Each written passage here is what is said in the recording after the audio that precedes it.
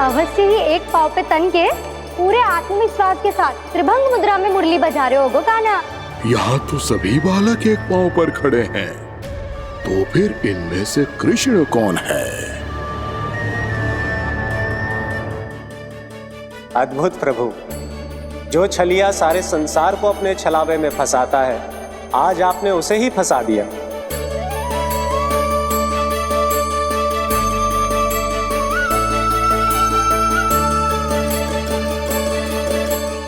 इन सब में से कौन है महाराज कंस का शत्रु, विष्णु का अवतार?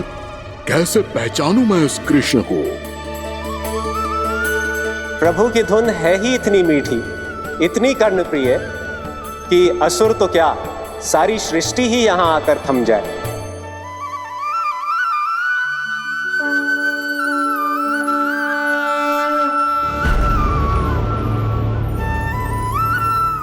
कहीं ये तो नहीं है वो मेरा शिकार, विष्णु अवतार?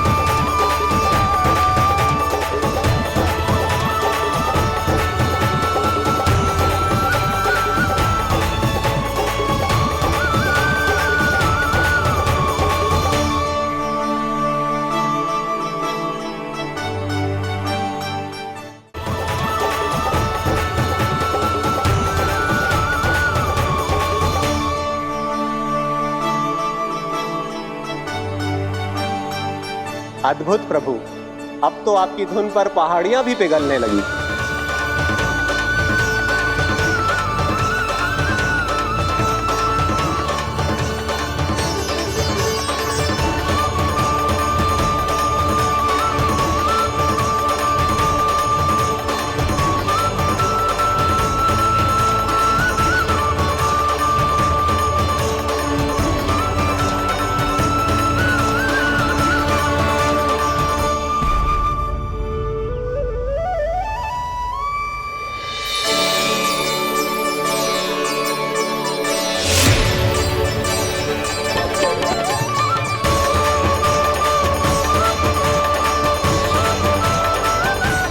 देखते ही देखते पूरी पहाड़ी बावविहल होकर पिघलने लगी है। प्रभु मुरली बजाने में खो गए हैं और उनके साथ ही खो गए हैं सभी सुनने मनुष्यों, पशु पक्षियों और देवताओं के ही नहीं, जड़ चेतन किसी के लिए को रोक पाना संभव नहीं होगा। कहीं प्रभु की इस मनमोहक मुरली की धुन पर सारा ब्रह्मांड ही ना पिघल जाए। कान्हा!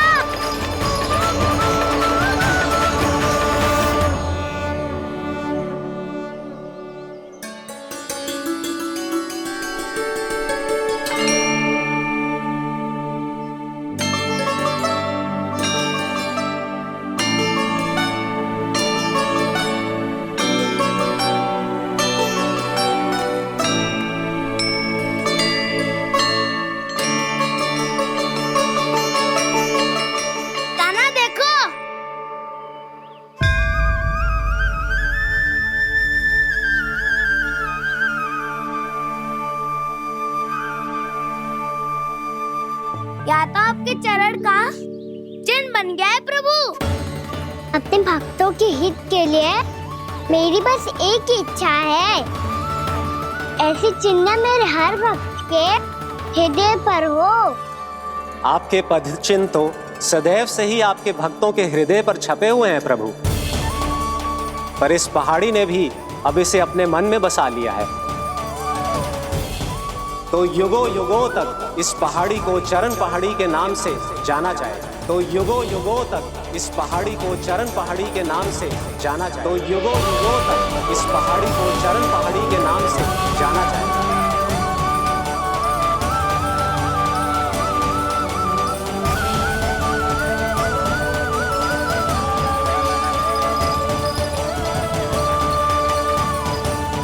कान्हा, तू हमारे पास से वहाँ कैसे चले गए हो? हमें तो पता भी ना चलो। मैं कहीं ना गया था उज्जवल, और ना ही कहीं जाऊंगा। सदैव यही रहूंगा मैं, तुम सबके पास, तुम सबके मन में। भले ही कोई असुर मुझे तुम सबसे दूर ले जाने का कितना भी प्रयास क्यों ना कर ले।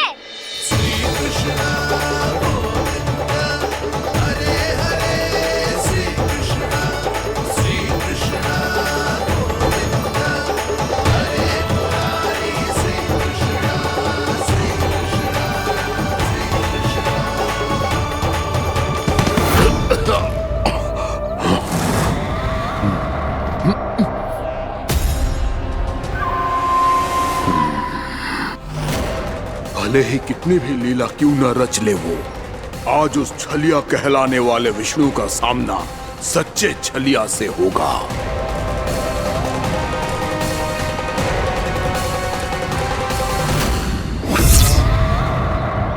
कान्हा, तू कहाँ भटक गए हो तो?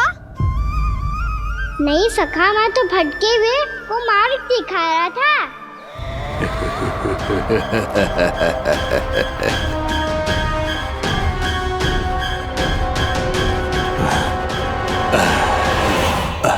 फिर से कहीं मत चले जाइयो, बहुत कठिनाई से फिर से तेरा साथ मिलो है हमें। कान्हा, तो इतने दिन बाद आए हो हैं, आज हम केवल गैया ना चराएंगे, कछु आनंद भी लेंगे आज। किसो आनंद?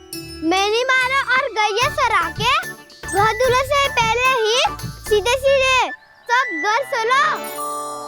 वैसे भी वन में बहुत भय लगता है मुझसे। क्योंकि किस बात का भय? इतनी शीघ्र बोल गए। अभी कुछ दिन पहले ही तो उस असुर और देवताओं में कितने भीषण युद्ध हुआ था। हाँ, हम शीघ्र घर जाएंगे। अरे वसंता, वो युद्ध ना था, सब बड़े बड़े देवता हमारे सखा कान्हा को बचाने आए थे। तू ही सोच, जिसकी रक्षा सारे भगवान मिलके एक साथ करते हैं, वो कान्हा हमारे साथ है, तो फिर हमें कैसा भय? वो कान्हा हमारे साथ है, तो फिर हमें कैसा भय? तुम सब भी कौन सी बात लेकर बैठ गए हो? ये बताओ कि आज हम क्या खेलेंगे?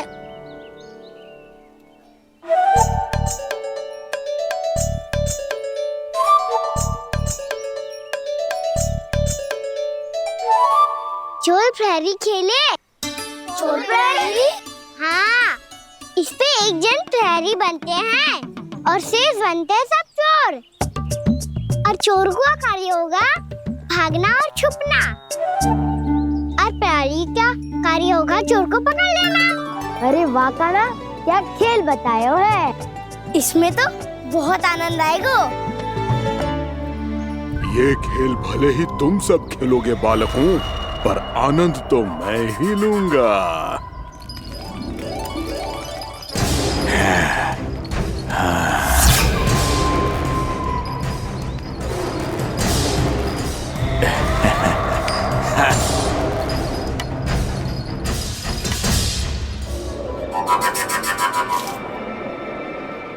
सिक्का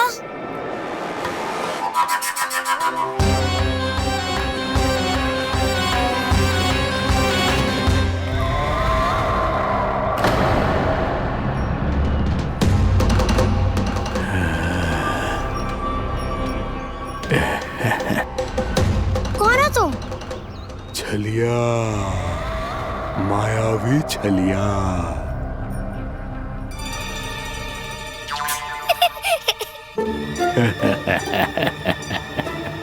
छलिया तो बहुत भयानक होता है, तुम्हारे जैसा थोड़ी दिखता है। हाँ। मुझे मूर्ख समझते हो तुम? 100 छलियाएं देखे हैं मैंने। हाँ। पर मैं उनसे ना घबराता हूँ, उनको मुझसे भय लगता है। हाँ? सच? और नहीं तो क्या, मैं हूँ इतना अनोखा, इतना वीर। तुम्हें विश्वास ना हो रहा है तो चलो मेरे सखाओं से पूछ लो।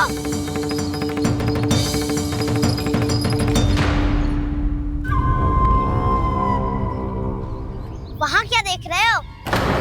इधर देखो उज्जवल।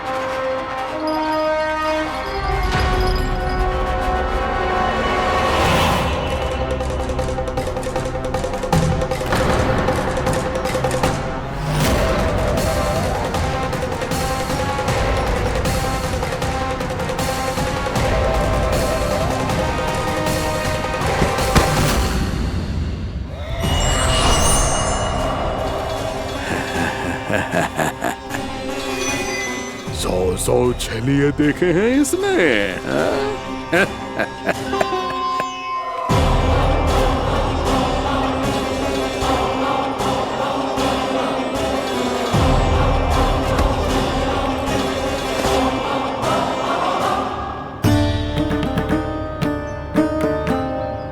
किसे देख रही हूँ कान्हा? उज्जवल को। कहाँ चले गया वो?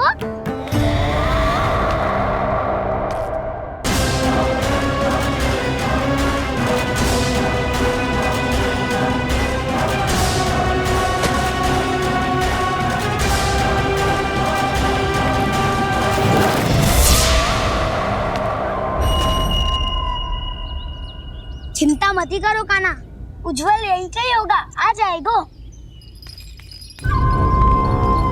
क्या हो गया कान्हा? तूने कही थी ना कि हम चोर प्रहरी खेलेंगे, तो खेल क्यों ना रहो? तुम्हारी प्रतीक्षा कर रहे थे। वैसे तुम कहाँ रह गए थे?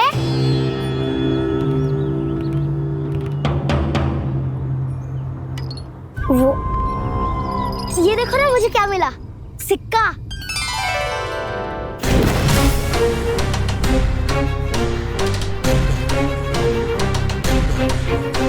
दीदी दिखा दिखा। ना ना, ऐसे ना। जे सिक्का मैं उछालूंगा और जिसके हाथ में आया वो बनेगा प्रहरी और अन्य सब चोर। स्वीकार है। यदि मैं प्रहरी बन गया तो बहुत सरलता से इस कृष्ण को पकड़कर गुफा में ले जाऊंगा और वहीं इसकी हत्या कर दूंगा। इसे इसके ही यंत्र में फंसाना होगा मुझे।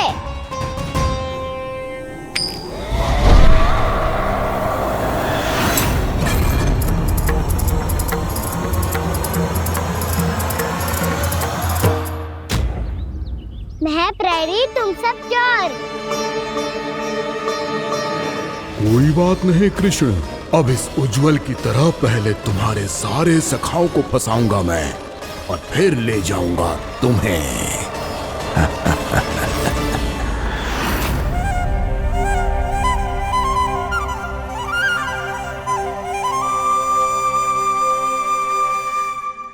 चलो खेल आरंभ करें। कान्हा तो हमें पकड़ना। आंखें बंद कर कान्हा।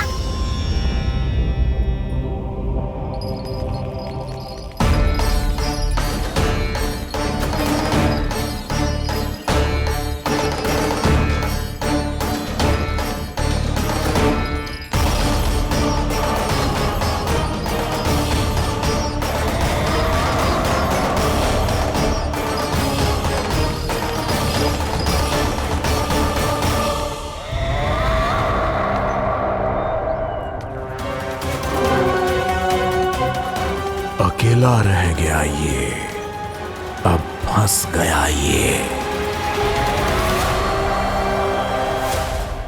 सुबल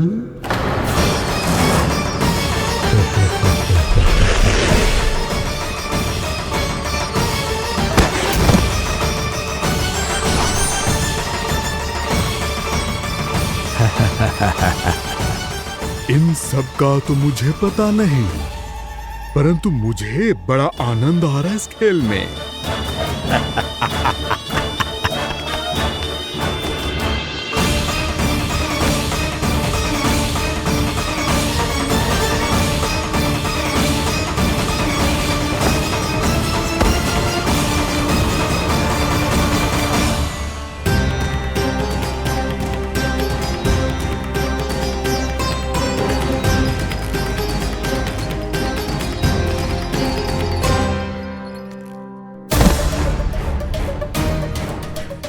बसंता,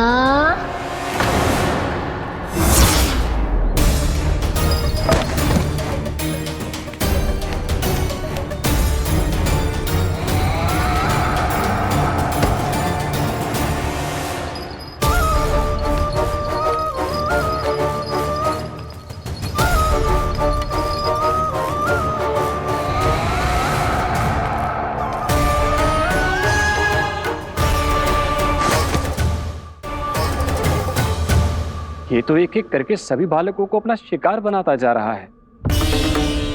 प्रभु ऐसा क्यों करने दे रहे हैं? प्रभु की हर लीला का कोई ना कोई उद्देश्य होता है। यदि वो इस असुर को इन निर्दोष बालकों पर अत्याचार करने से नहीं रोक रहे हैं तो इसका भी कोई ना कोई कारण अवश्य होगा।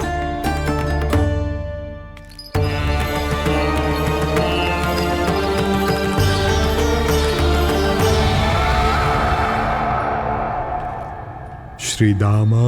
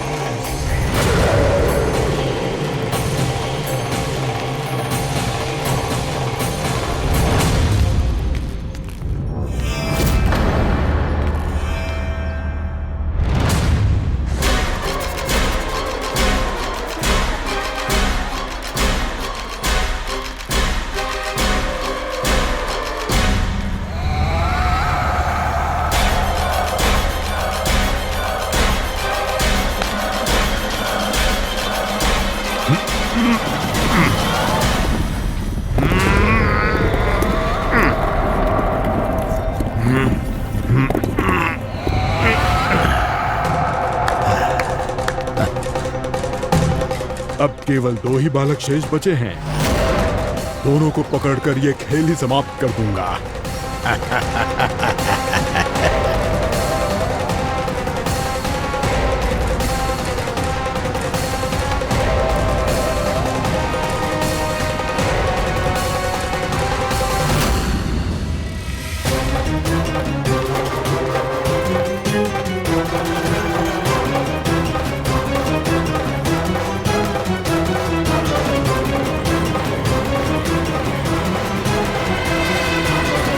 ये तो छलिया है, मायावी छलिया।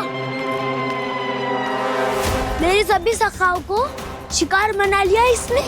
मैं इसे नहीं छोड़ूंगा। कान्हा, कान्हा,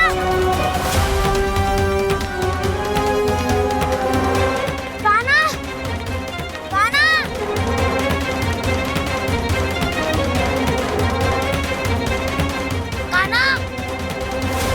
ताऊ,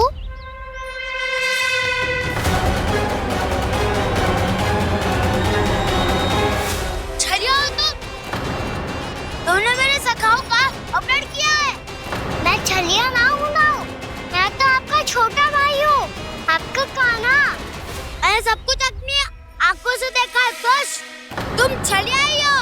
रूप बदल बदल कर मेरे सखाओं का अपहरण कर रहे हो। ये क्या कह रहे हो दाऊ? आप ही मुझे नहीं पहचानोगे तो कौन पहचानेगा? कान्हा, ये नहीं, मैं हूँ वास्तविक बलराम, तुम्हारा दाऊ।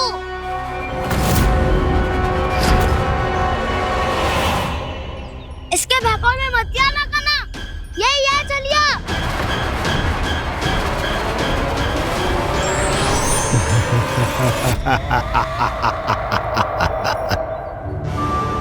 बुद्धिमान बालक, केवल तुमने ही पहली बार में माना है। कि मैं ही वास्तविक छलिया हूँ। पर हम तुमसे भयभीत नहीं है दस। इसी क्षण हमारे सखाओं को मुक्त कर दो। अच्छा, यदि इतना ही क्रोध आ रहा है तो जाओ, छुड़ा लो अपने सखाओं को।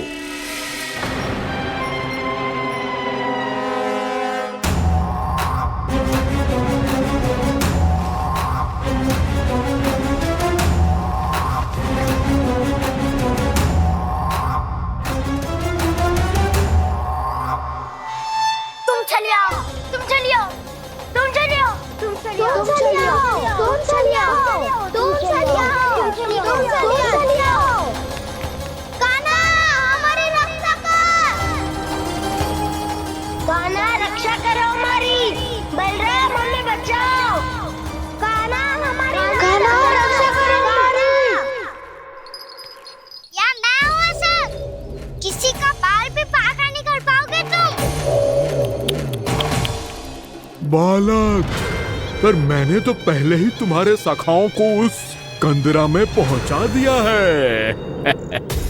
बेचारे इस समय घबरा के रो रहे होंगे, सहायता की भिक्षा मांग रहे होंगे।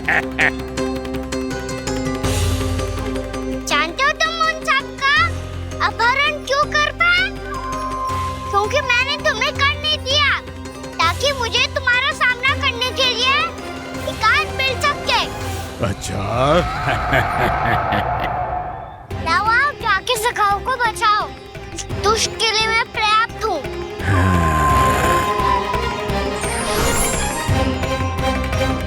कान्हा, पीछे मुड़ के मत देखना कान्हा।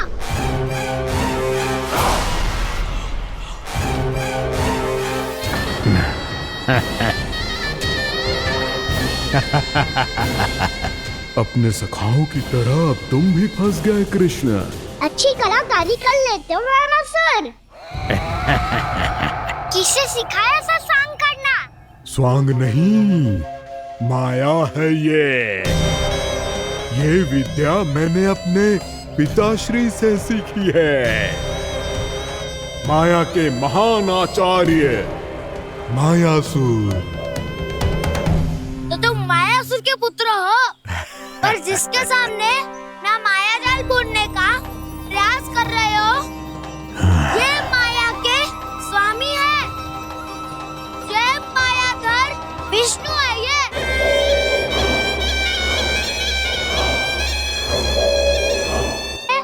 माया जाल बुनने का प्रयास कर रहे हो, ये माया के स्वामी है। ये मायाधर विष्णु है। ये अच्छा, तो होते रहे। मैं तो इनकी हत्या करने आया हूँ और हत्या करके ही जाऊंगा। जाओ, आप सखाओं को बचाओ, मैं इनका सामना कर लूंगा। पर कान्हा, अभी आप ही ने तो कहा था माया का स्वामी हूँ मैं।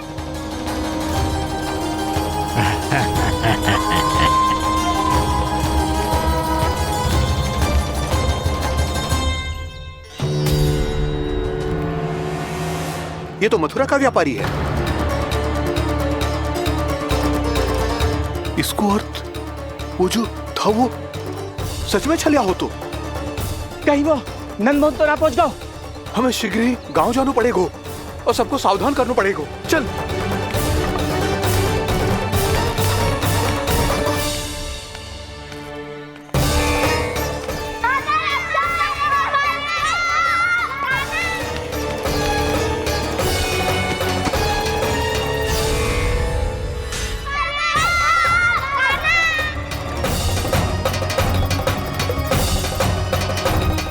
यदि तुम्हें लग रहा है कि मेरे छल के वार से बच गए हो तो मुझसे भी बच जाओगे। ये तुम्हारी सबसे बड़ी भूल है कृष्ण। मेरे पास बहुत सारे मायावी अस्त्र हैं जो क्षण भर में ही तुम्हें विष्णु लोक पहुंचा देंगे। तो फिर प्रतीक्षा क्यों कर रहे हो?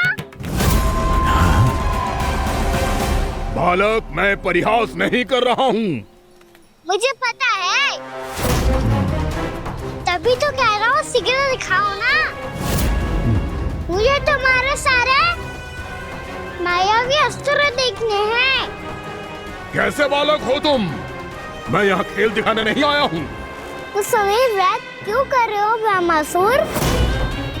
जो करने आए हो वही करो ना। अब देखो कैसे तुम्हारे प्राण एक ही वार में इस देह का साथ छोड़कर उड़ जाएंगे। मेरी मायावी अग्नि तुम्हारे भोले भाले से इस मुख को जलाकर भस्म कर देगी।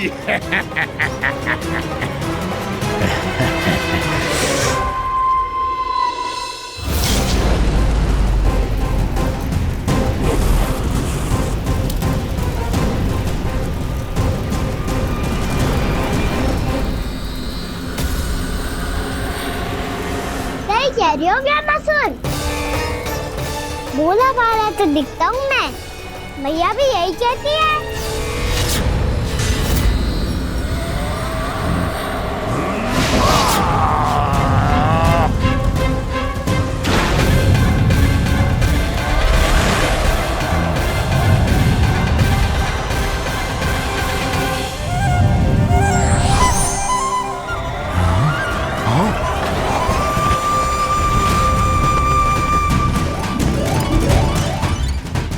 आसन को उपहार देने के लिए बहुत बहुत धन्यवाद ब्रह्मासुर। बहुत समय से खड़े खड़े थक गया था मैं।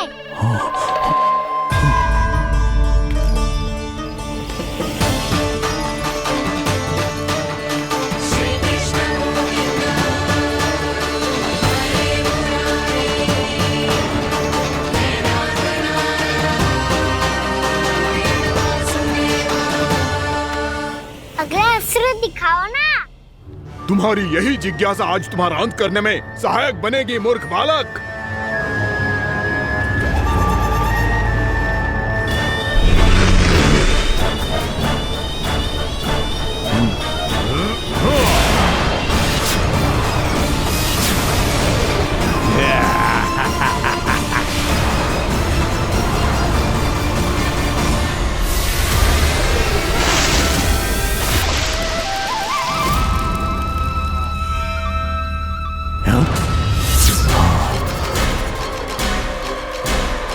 अच्छा, पर प्रक्षालन करना चाहती थे तो पहले क्यों नहीं बताया?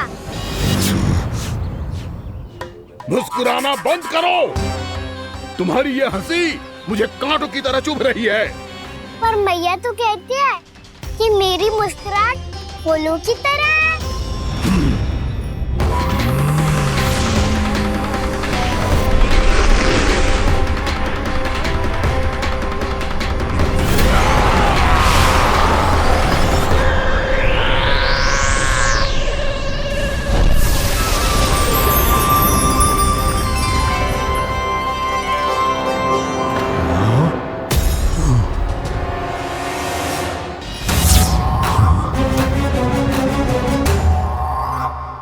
था ना मेरी मुस्कुराहट बिल्कुल इन्हीं फूलों की तरह है। और तुम कर क्या रहे हो ब्रह्मासुर?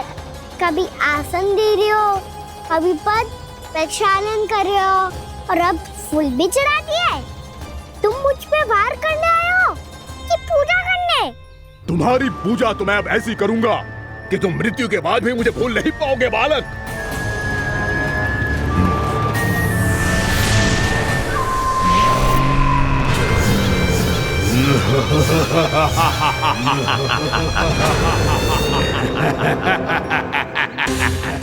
कान्हा, ये चट्टान तो मुझसे हिली ना रही।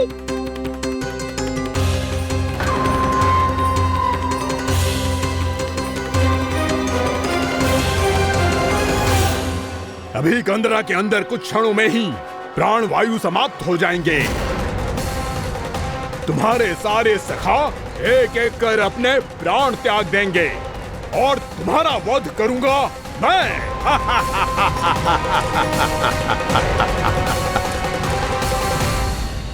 अरे सब जन बच के रहना। छलिया आया हुआ है वृंदावन में।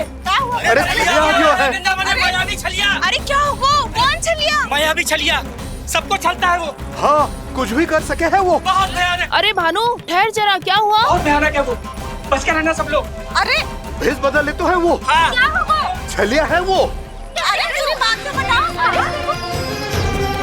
रानी भाभी, रानी भाभी, कान्हा घर पर ही है ना?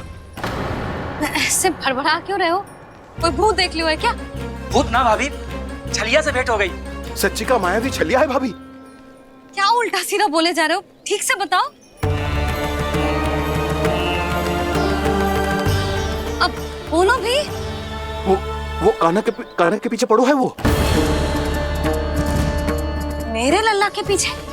हाँ रानी भाभी, हमारे अचेत होने से पहले हमने उसे ये कहते सुना था कि वो वृंदावन आने वाला है कान्हा से मिलने। हे नारायण, मेरे कान्हा की रक्षा करना। जसोदा जी, मायावी छलिए से बचना बालकों के बस की बात ना है। जीजी, बालक वन में अकेले हैं।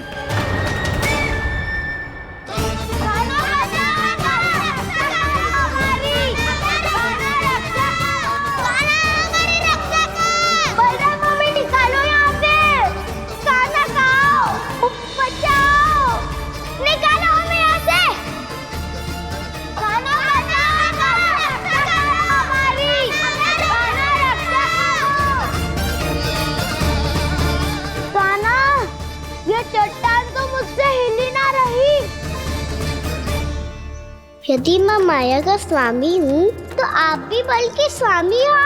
ताऊ, अपनी क्षमता, अपना सामर्थ्य स्मरण करो।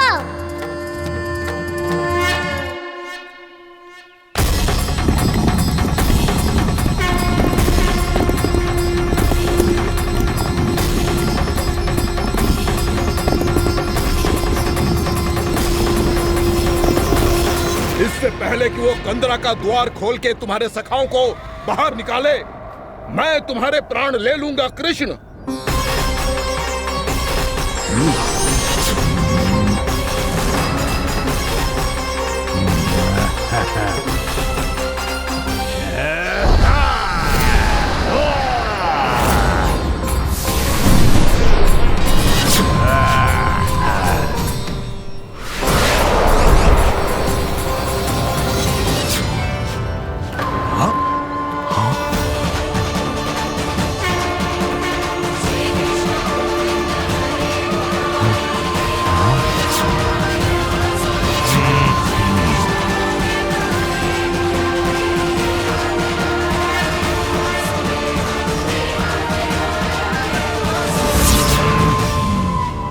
कितनी पूजा करोगे ब्रह्मासुर?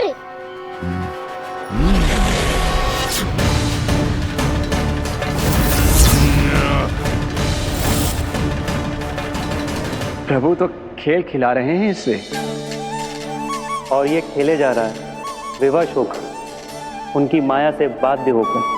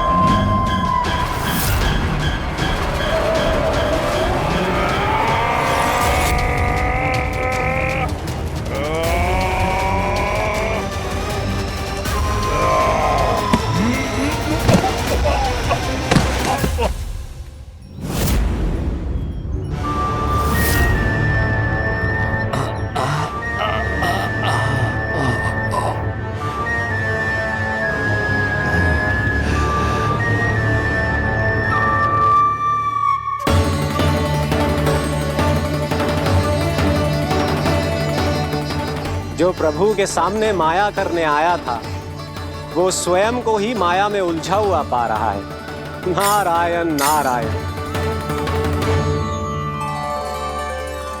लो, अब तो तुमने दंडवत प्रणाम भी कर लिया, माया भी कथा भी उपहार में दे दी। तुम चाहते क्या हो ब्रह्मासुर? मेरी शरण में आना है क्या?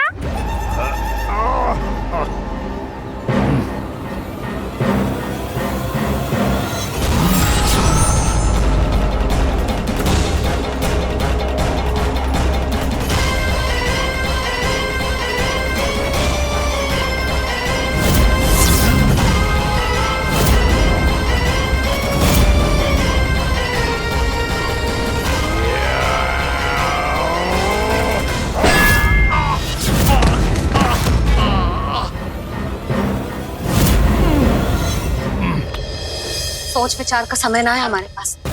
अपने बालकों की रक्षा के लिए इसी क्षण हमें निकलना होगा। और वो छलिया किसी का भी रूप धारण कर सकते हो। सुलक्षणा तेरा, शांति तेरा या मेरा, किसी का भी रूप धारण करके हमें भ्रमित कर सकते हो। इसीलिए हमें सतर्क रहना होगा। समझ आई? चलो।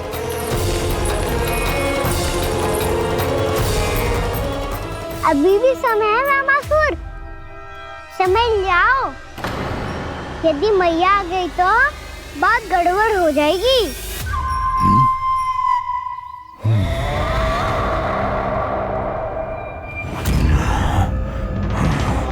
मुझसे दूध का कोई लाभ नहीं होगा।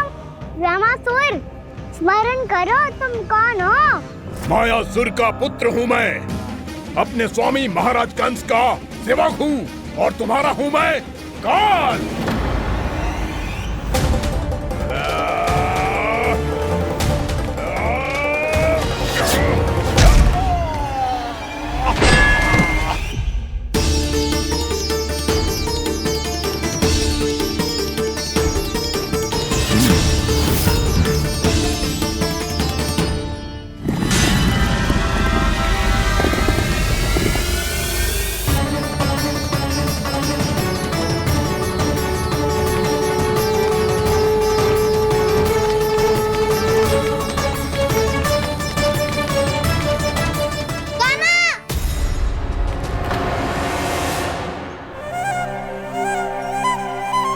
बाबा कहते हैं दुष्टों को पहले बातों से समझाना चाहिए, फिर भी ना माने तो अस्त्र ना उठाना दृढ़ता होती है।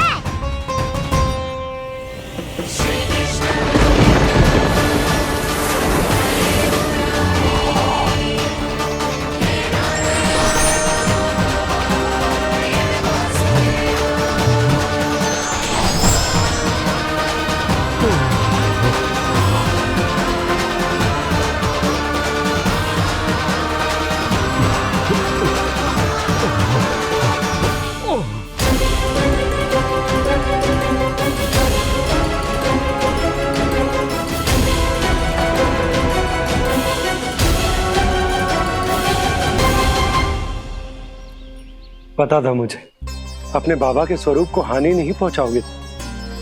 सही कही तुमने।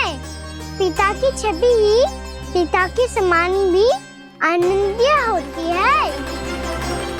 रामासुर, रामासुर। ये मैं अपने वास्तविक रूप में कैसे आ गया?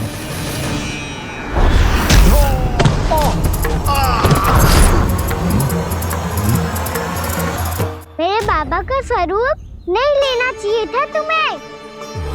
मैया ने सिखाया है भूल को क्षमा किया जा सकता है, पर जानबूझ के किए गए अपराध के लिए दंड ही एकमात्र निकाल होता है। ये बार बार अपनी मैया का नाम ले रहा है। यदि मैं वो स्वरूप लूं तो अपनी मैया पर वार नहीं कर पाएगा ये।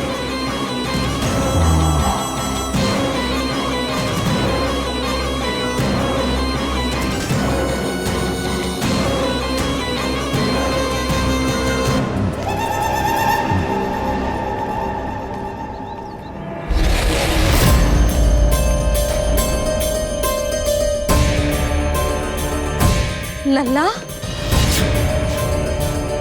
मैं तेरी मैया हूँ, अपनी मैया को मारेगा? बच गया। समझाया था, पर तुमने एक बार फिर से मूर्खता कर ही दी। इस पर तुमने पहले से भी बड़ी और पहले से भी भयंकर भूल किया रामासुर।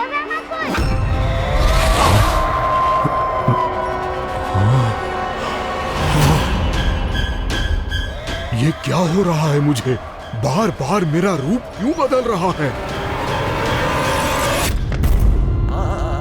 ममता को समझे बिना अधिक समय तक मैया का स्वरूप हरण करके नहीं रख पाओगे रामासुर।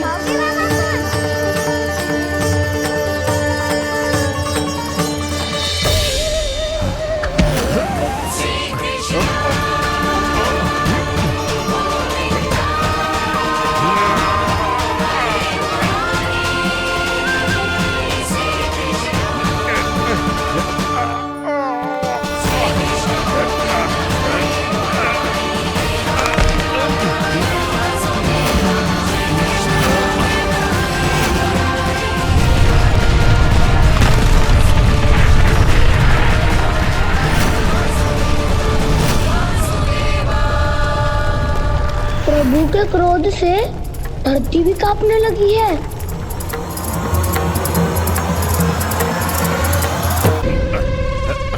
पुत्र को मारने के उद्देश्य से एक माँ का रूप लिया तुमने।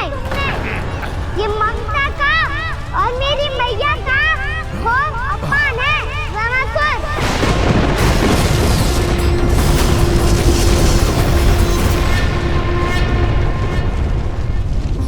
इससे पहले इस असुर के कारण निर्दोष प्राणियों का कोई अहित हो, मुझे कुछ करना होगा। यदि मैं माया का स्वामी हूँ तो आप भी बल के स्वामी हो। दाऊ, अपनी क्षमता, अपना सामर्थ्य स्मरण करो।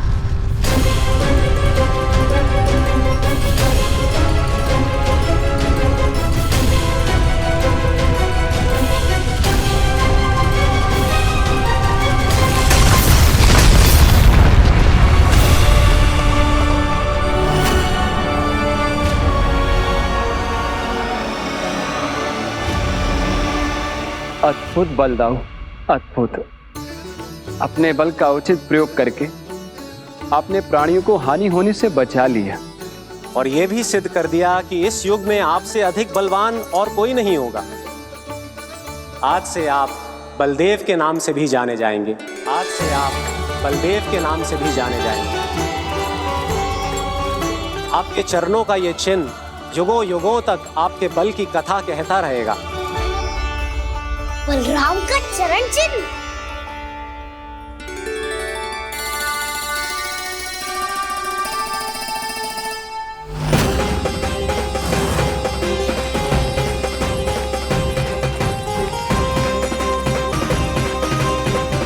मेरी माया से आज तक कोई नहीं बच पाया है।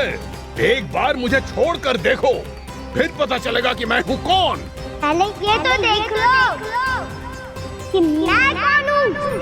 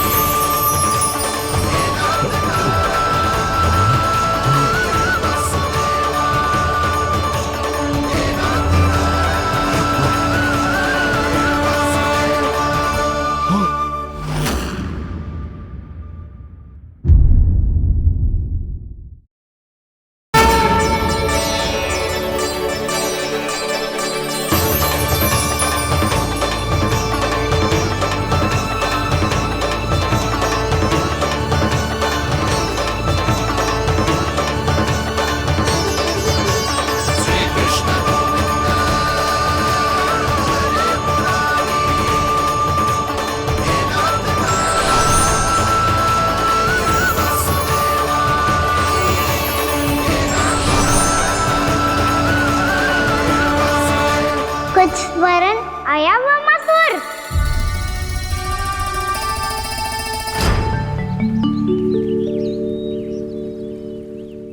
बहुत समय पहले की बात है। बहुत बड़े भूमाकर राज करते थे तुम्हें महान राजा भीमम के नाम से जाना जाता था। सब कुछ था तुम्हारे पास, पर शांति नहीं थी। इसीलिए शांति की खोज में अपना संपूर्ण राज अपने पुत्रों को सौंप कर मलय पर्वत की ओर चल दिए। अनेक वर्षों की तपस्या के बाद तुम्हारे तप की कीर्ति चारों ओर फैलने लगी और फिर सच्चे तपस्वी की धूप में तुम्हारी ख्याति से प्रभावित होकर महर्षि उलट तुमसे भेंट करने आए। राजा भीमरथ, आपने ईश्वर की प्राप्ति के लिए सब कुछ छोड़ दिया, पर अपना अभिमान नहीं छोड़ पाए। इसीलिए मेरे आगमन पर सम्मान के साथ खड़ा होना तो दूर, मेरा अभिवादन भी नहीं किया। अभिमान तपस्वी का गुण नहीं होता है राजन, अभिमान राक्षसी गुण है। इसलिए मैं आपको श्राप देता हूँ कि आप अगले जन्म में एक राक्षस के रूप में जन्म लेंगे, एक राक्षस के रूप में जन्म लेंगे। मुझे क्षमा कर दीजिए महर्षि। मैंने जानबूझकर आपका अपमान नहीं किया है। मैं तो यहाँ पर शांति की खोज में आया था। अपने भीतर के संसार में गहरे सोच विचार में डूबा हुआ था मैं। मुझे क्षमा कर दीजिए महर्षि, मुझे क्षमा कर दीजिए। अपनी भूल का आभास प्रायश्चित की ओर पहला पग होता है। मैं अपना श्राप तो वापस नहीं ले सकता, परंतु आपको एक वचन अवश्य दे सकता हूं। जब भी प्रभु नारायण का अवतार होगा, आपको उचित समय पे वो वरदान देंगे जिसकी आप लंबे समय से प्रतीक्षा कर रहे हैं।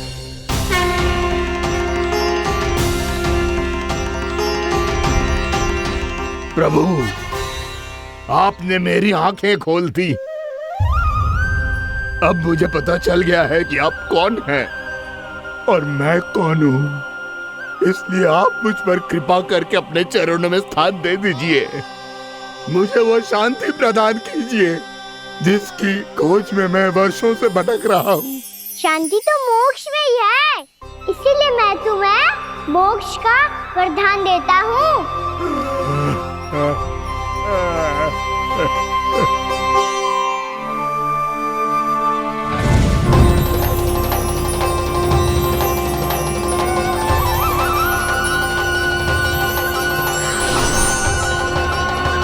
प्रभु की ये लीला सदैव स्मरण रखी जाएगी। इस स्थान को इनका आशीर्वाद मिलेगा और इस कंदरा को व्योमासुर की कंदरा के रूप में पहचाना जाएगा। भविष्य में अनेक ऋषि मुनियों की शरण स्थली बनेगी ये कंदरा। दीदी, ये कोई साधारण बालक ना है। ऐसा चमत्कार कोई साधारण बालक थोड़ी ना कर सकते हो। तुम सत्य कह रहे थे बलराम। गाना सच्चे में भगवान ही है, तभी तो सब देवता इसे बसाने और इसकी ओर से युद्ध करने आते हैं। तुम सब ऐसे आंखें फाड़ के क्यों देख रहे हो मुझे?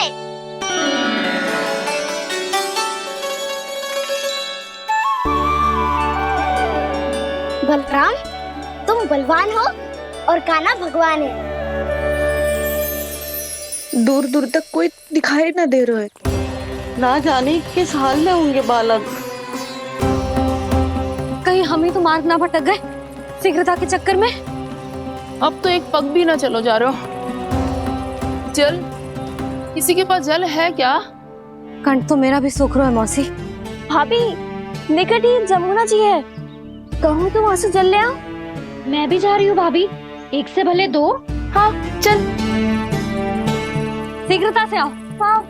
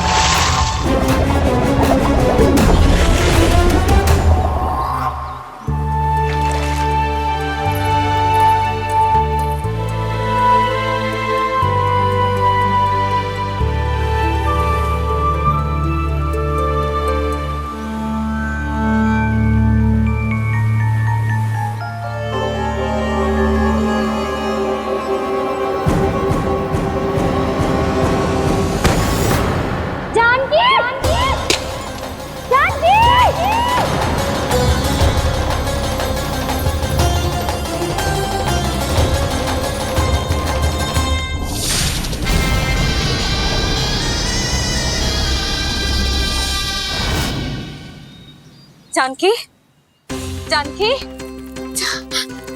क्या होगा इसे? देखो ना जी, अब छलिया की सूचना मिलते ही हम सब बालकों को ढूंढने चली गई और ढूंढते ढूंढते सबको बहुत प्यास लगी आई जी। तो जानकी जमुना जी की नदी से जल लेने गई और उसने जमुना जी का पानी पिया और उसकी जेदशा हो गई। बालक कहाँ है? वो ठीक तो है ना? ऊपर से सब ठीक है, पर भीतर से बहुत भयभीत है सब। जानकी तो बिल्कुल नीली पड़ गई है। लग तो है विष फैल गया है इसको पूरे तन में। मथुरा के सौ से विदेश जी को बुलाए गए हैं उसके उपचार के लिए। जैसे ही इसने जल को मुंह से लगाया, ये गिर पड़ी चटपटाने का अवसर भी ना मिलो। हाँ वैद्य जी, और निकटी मृत पशु भी पड़े हुए थे। हाँ, मैंने भी अस्थियां देखी थी। इसका तो यही अर्थ हो सकता है कि समस्या वहाँ के जल में ही हो। वैद्य जी, आप रोगी की नाड़ी पे ध्यान दो ना। जे गोपिया क्या कह रही है उसे सुनने की आवश्यकता ना है। जब तक विष के कारण का पता नहीं चल जाता, हम उपचार कैसे कर सकते हैं रानी जी? जी, वो निकट ही यमुना जी में एक विशेष क्षेत्र है। ये सब उसी के जल की बात कर रहे हैं। तब तो ऐसा भी हो सकता है कि किसी विषैले सर्प के काटने का प्रभाव हो। पर सर्प के काटने का चिन्ह ना है उसके तन पे। सर्प जब काटता है तब उसके दांत के चिन्ह बन जाते हैं। मुझे पता है, बड़े बड़े सर्प को काटते हुए देखो है मैंने। एक दिन अब बस कर उज्जवल, ये बड़ी बड़ी हाँकने का समय ना है। पर यदि सर्प ने ना काटो है, फिर जानकी की ये दशा किसने की? अवश्य किसी राक्षस ने की होगी। नाना, कोई विषैला पशु भी तो हो सकता है। यह अवश्य किसी माँ विषैले सर्प के विष से हुआ है। सर्प ने भले ना काटा हो, लेकिन ये अवश्य ही किसी महाविषैले सर्प के विष के कारण हुआ है। कालिया नाग। कालिया नाग?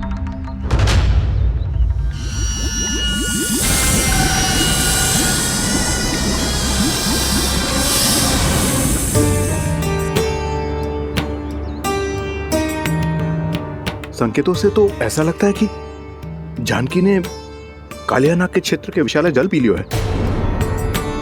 कालिया नाग एक लोक श्रुति है, कल्पना में गढ़ी हुई एक कथा, और कछु ना है।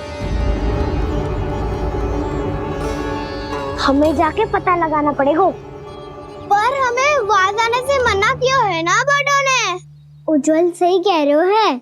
इस समय जानकी के स्वास्थ्य से अधिक महत्वपूर्ण और कछु ना है। जानकी हमारे लिए ही जलाने गई थी जी। ना मैं उसे जाने देती ना जैसा वो तो। वैद्य जी, आप शीघ्र कछु करो, कैसे भी कछु भी करो, पर इसके प्राण बचा लो। यशोदा, धैर्य रखो, श्री नारायण पर विश्वास रखो, वो सब ठीक कर देंगे।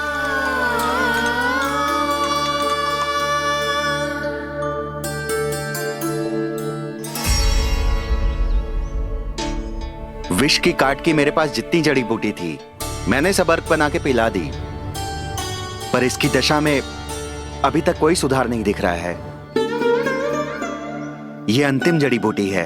अगर इससे भी चमत्कार नहीं हुआ तो फिर जो नारायण की इच्छा।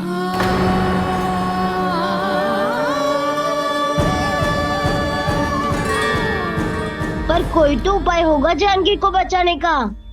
कान्हा, यदि तुझे किसी औषधि के बारे में पता है, हमें बता दे, हम जाके ले आएंगे।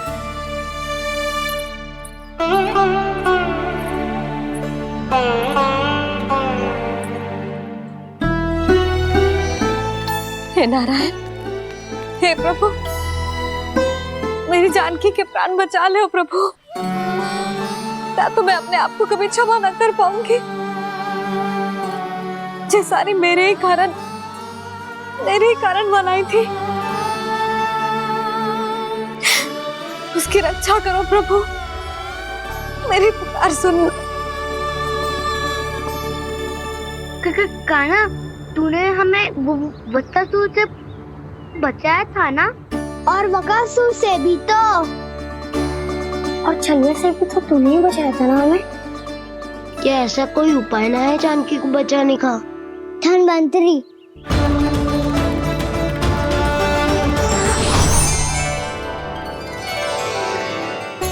मैं आ गया हूं प्रभु, चिंता मत कीजिए, आपके आदेश का पालन अवश्य होगा। यशोदा मैया,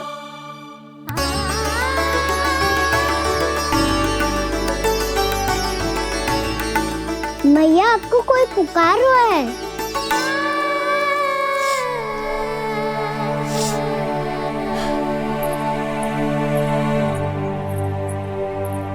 चिंता मत करो मैया, अब धन्वंतरी जी आ गए हैं, वो सब संभाल लेंगे। धन्वंतरी जी कौन है? जिन्होंने संसार का आयुर्वेद दिया, आरोग्य के देवता, वे श्री नारायण के अवतार।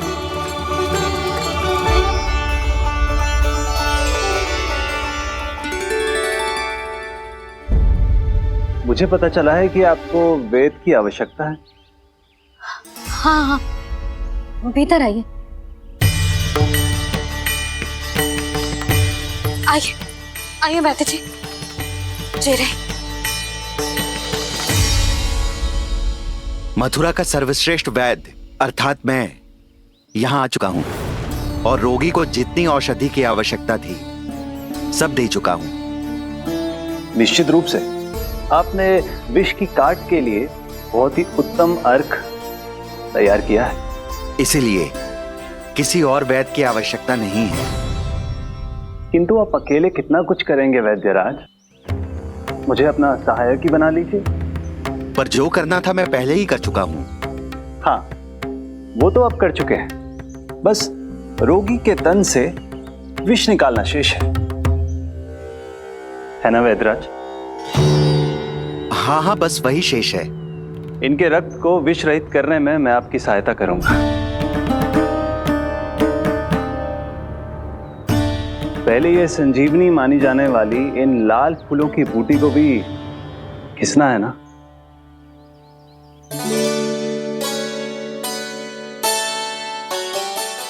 हाँ हाँ, तुम सही कह रहे हो। इसे अच्छे से घिसो।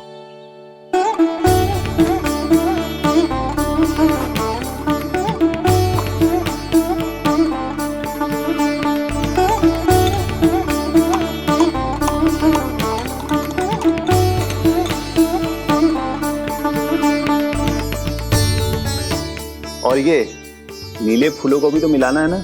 हाँ हाँ, अच्छे सहायक बन सकते हो तुम। ऐसे ही श्रम करते रहो।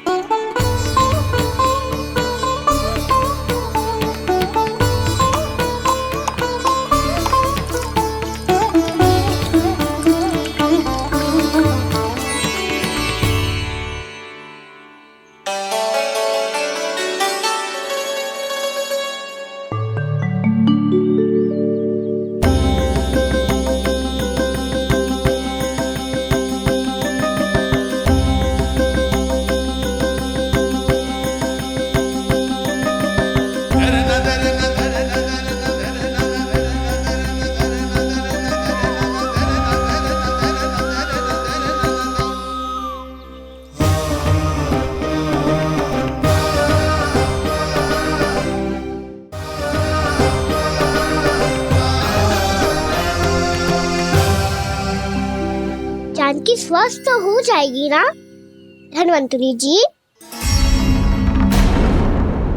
धन्वंतरी? प्रभु, अब मैं क्या करूं? आपने तो स्वयं ही मेरी पहचान उजागर कर दी। जी क्या करो कान्हा? आप सब ऐसे क्यों देख रहे हो? भैया कहती है ना, सभी वैद्य धन्वंतरी जी का ही रूप होते हैं। वाह कृष्णा, चतुर तो हो तुम। वैसे वास्तविक धन्वंतरी मैं हूँ। मेरा अर्थ है वास्तविक वैद्य मैं हूँ। ये तो मेरा सहायक है। मुझे पूरा विश्वास है बिल्कुल ठीक हो जाएगी। वैसे ही थोड़े ना मुझे मथुरा का सर्वश्रेष्ठ वैद्य कहते हैं लोग।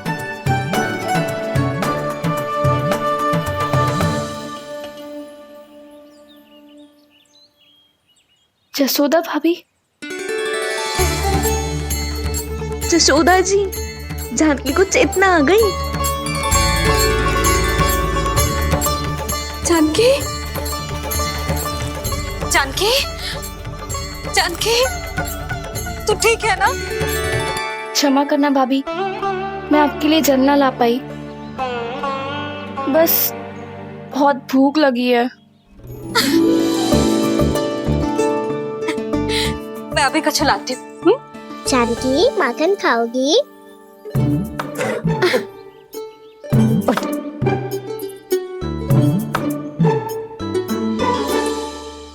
आजा, तू ही खिला दे लल्ला।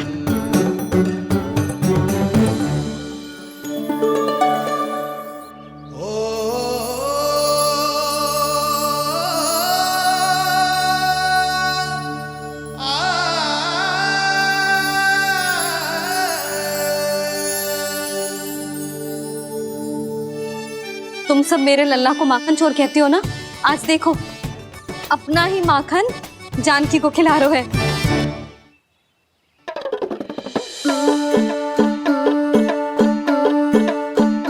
थोड़ा और विश्राम कर लो। सदैव तुम हम सबकी सेवा करती हो, आज मैं तुम्हारी सेवा करूंगा। जानकी की जिज्ञासा तब हुई जब जय यशोदा काकी की सेवा कर रही थी, और अब देखो स्वयं भगवान ही इसकी सेवा कर रहे हैं। जानते हो इससे क्या सिद्ध होता है? जो भी यशोदा मैया की पूजा करेगा, अर्थात अपने माता पिता की सेवा करेगा, उनके साथ सम्मान से व्यवहार करेगा, ईश्वर स्वयं उसका ध्यान रखेंगे।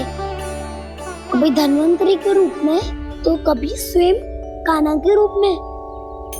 भक्त और भगवान का देखो कैसा ये अनुराग, स्वयं करे सेवा प्रभु, अद्भुत गोपी का भाग्य। प्रभु इन सब पृथ्वीवासियों से कितना घुल मिल गए हैं। ना तो ये प्रभु को भगवान मानते हैं और ना ही प्रभु अपने आप को इनसे सर्वश्रेष्ठ समझते हैं। अपने आचरण से ये सिद्ध कर रहे हैं कि ये सभी में हैं और सभी इनका ही अंश है।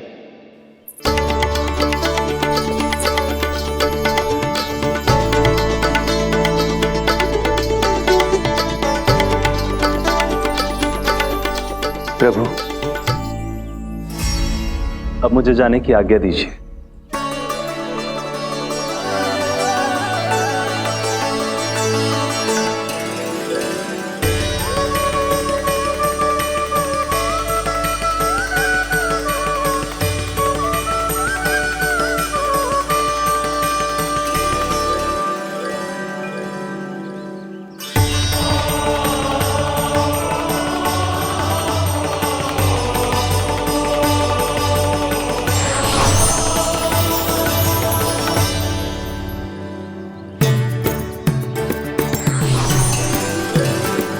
कान्हा ने तो सच्ची में धन्वंतरी जी को बुला लिया था।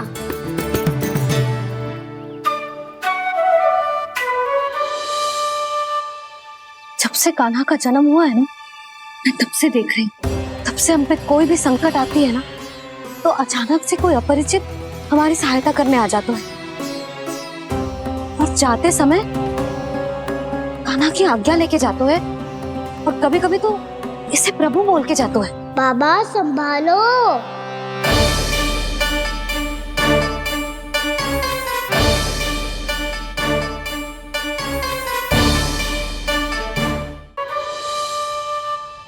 जब से कान्हा का जन्म हुआ है ना, मैं तब से देख रही हूँ, तब से हम पे कोई भी संकट आती है ना, तो अचानक से कोई अपरिचित हमारी सहायता करने आ जाते हैं, और जाते समय कान्हा की आज्ञा लेके जाते हैं, और कभी कभी तो इसे प्रभु बोल के जाते हैं। बाबा संभालो। यशोदा, इस जानकी को चढ़ो है और विचित्र विचार तुम्हारे मन में है। अरे सब जानते हैं कि हमारा परिवार राजसी, तुम्हें पता ना चलते होगा, पर हमारे कान्हा को सब राजकुमार ही समझते हैं देखकर। इसीलिए उसे सम्मान देने के लिए सब ऐसा ही करते हैं, और कोई बात ना है।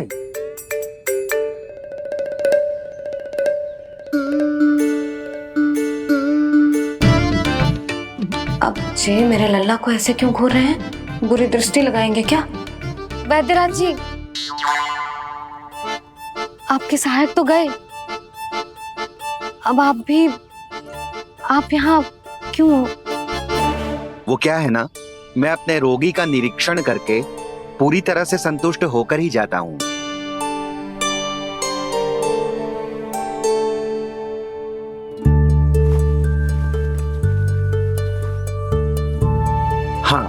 संकेत तो अच्छे हैं, कल सुबह तक बिल्कुल ठीक हो जाएगी। धन्यवाद वैद्य जी।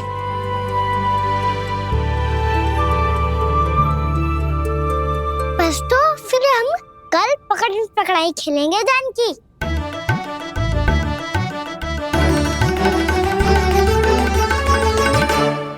भानु, बंसी, जाकर उस क्षेत्र के चारों ओर बाड़ बनवा दो और वहां सूचना पट्ट भी लगा देना, ताकि जानकी के साथ जो हुआ है वो किसी और के साथ ना हो। शीघ्र जाओ। जी ठीक है।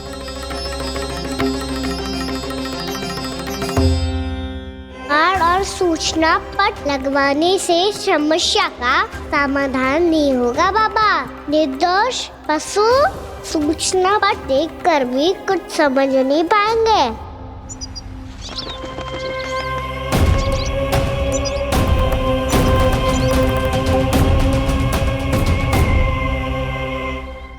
तो तुम्हारे कहने का अर्थ यह है कि व्योमासुर मारा जा चुका है और वो बालक अब भी जीवित है। हाँ महाराज, मैंने गोप बालकों को कहते सुना था कि कृष्ण ने छलिया को मोक्ष दे दिया है, पर वृंदावन सुरक्षित नहीं है महाराज। वो एक बहुत बड़ी समस्या से जूझ रहे हैं। कैसी समस्या? गांव के निकट क्षेत्र में किसी विषैले सर्प का निवास है।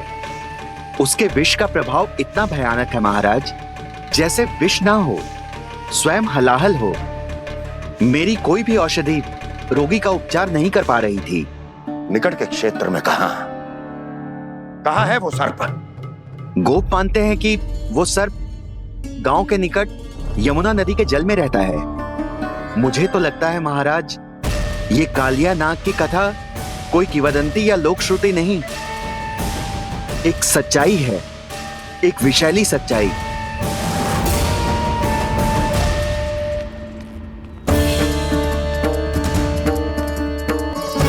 कालिया का सामना करने का समय आ गया है, पर उससे पहले मुझे बुलाना होगा उन्हें।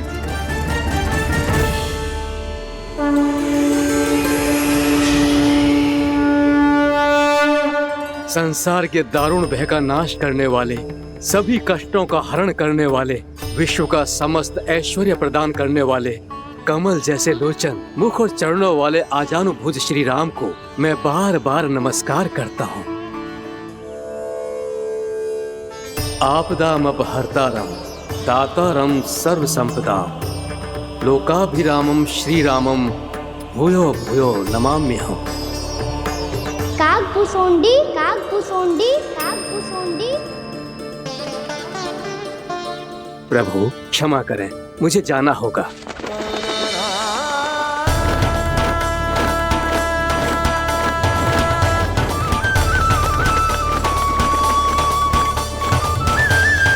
प्रणाम प्रभु। अनेक बार मैं आपके दर्शनों के लिए आया प्रभु। कभी नंद भवन के झरोखों से आपके दर्शन करके चला जाता था, तो कभी दूर किसी वृक्ष की आड़ से आपको निहार लिया करता था।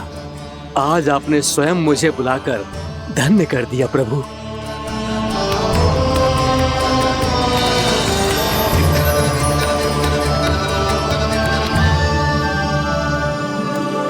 मैंने आपको यहाँ एक विशेष कारण से बुलाया है। आपके श्राप से इस कालिया नाग को मुक्त करने का समय आ गया है। ये तो बहुत ही उत्तम समाचार है प्रभु। इतने वर्ष बीत गए, मुझे आज भी स्मरण है वो दिन जब मैंने उन्हें श्राप दिया था। अपने क्रोध पर नियंत्रण खोकर बहुत बड़ी भूल कर दी थी मैंने प्रभु। बीती हुई घटनाओं पर दुखी होके कोई लाभ नहीं है। हमें भविष्य की ओर देखना होगा।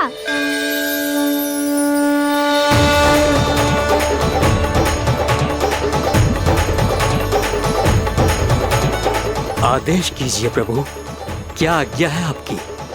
जब मैं कालिया नाग का सामना करने जाऊं, तो आप यहीं रहेगा। आपको अपने आप पता चल जाएगा कि कब क्या करना है। और हाँ, लौटते जाते समय नारद मुनि से कहिएगा वो आकर मुझसे भेंट करे। अवश्य प्रभु, प्रणाम। क्या इसने सच्ची में देवर्षि नारद को बुलाया है? नारायण नारायण, आपको संदेश भेजने की आवश्यकता नहीं थी। आप स्मरण करते और मैं चला आता। तुम्हारा कल्याण हो नारद।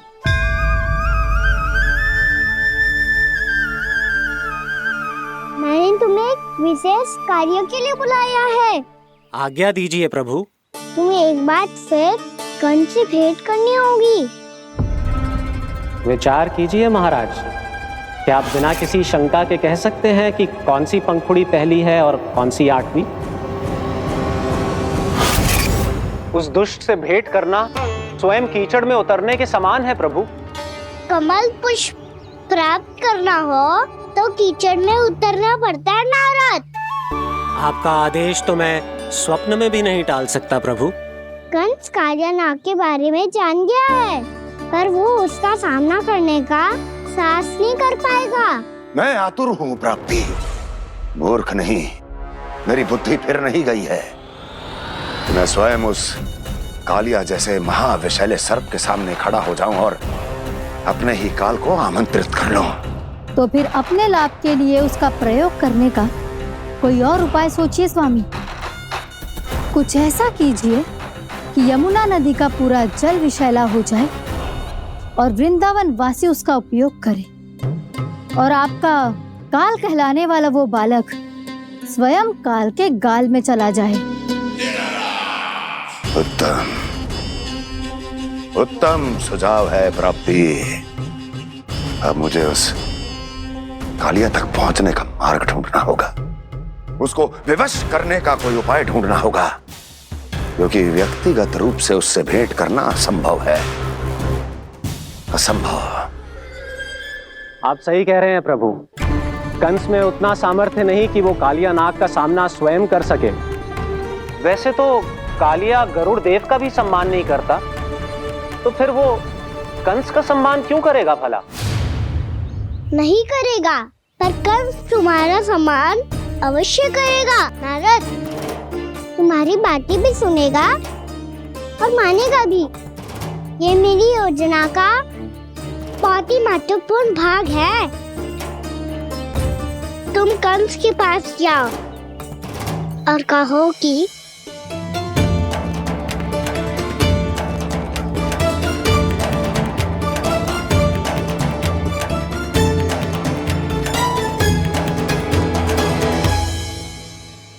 संतान अपने माता पिता को तीर्थ का सौभाग्य दिलाती, और मेरा लल्ला कितना महान है कि उसने हमारे घर को ही तीर्थ बना दिया।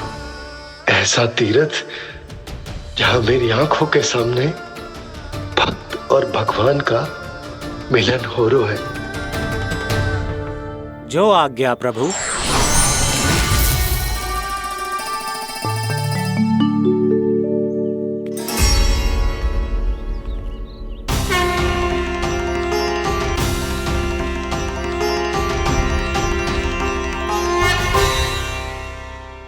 बाबा। कान्हा, ये सब क्या चल रहा है? पहले काक भुसुंडी जी और फिर जे नारद जी। क्या योजना बना रहे हो तुम? कान्हा, बताना लल्ला, क्या सोच रहे तू? कान्हा देख, अगर तुझे अपने बाबा को ना बताना हो ना, अपने भक्त को बता दे। क्या सोच रहे हो लल्ला? क्या करने वाले हो आप?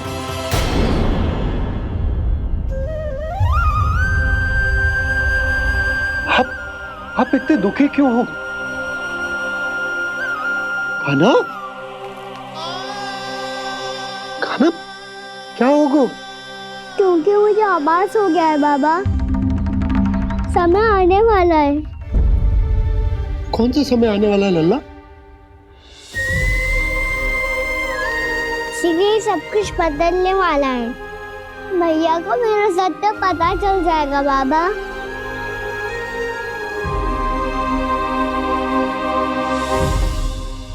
पर लल्ला, इसका काक भुसुंडी और कालिया नाग से क्या संबंध है?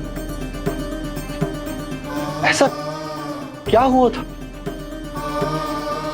और क्या होने वाला है?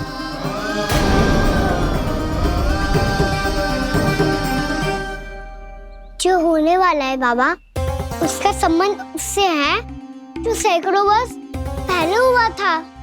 महर्षि भृगु के एक वंशज थे वेद शिरोमणि, जो विंध्याचल की पहाड़ियों में साधना कर रहे थे।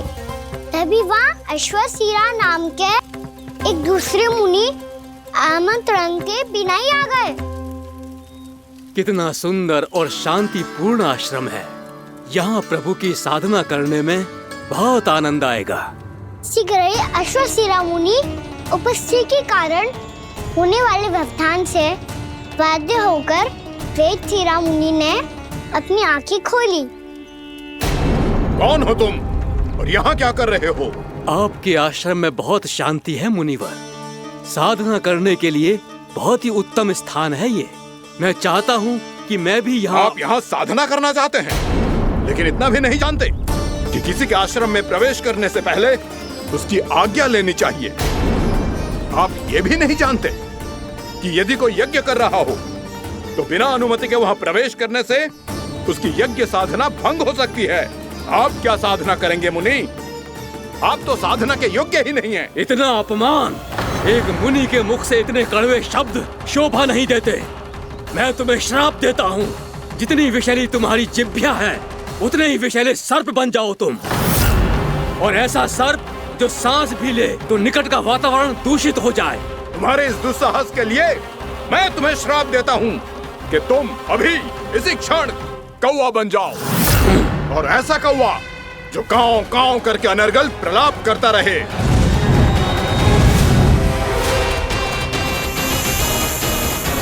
ये मैंने क्या किया? ये मैंने क्या किया? क्रोध के कारण दोनों ने एक दूसरे को श्राप दे दिया। पर दोनों ही मेरे भक्त थे, और भगवान होकर मैं अपने भक्तों को इतनी कठिनाई में कैसे देख सकता था। इसीलिए जिस संकट में उन दोनों ने अपने आप को फंसा लिया था, उसका समाधान करने में मैं उनके पास गया।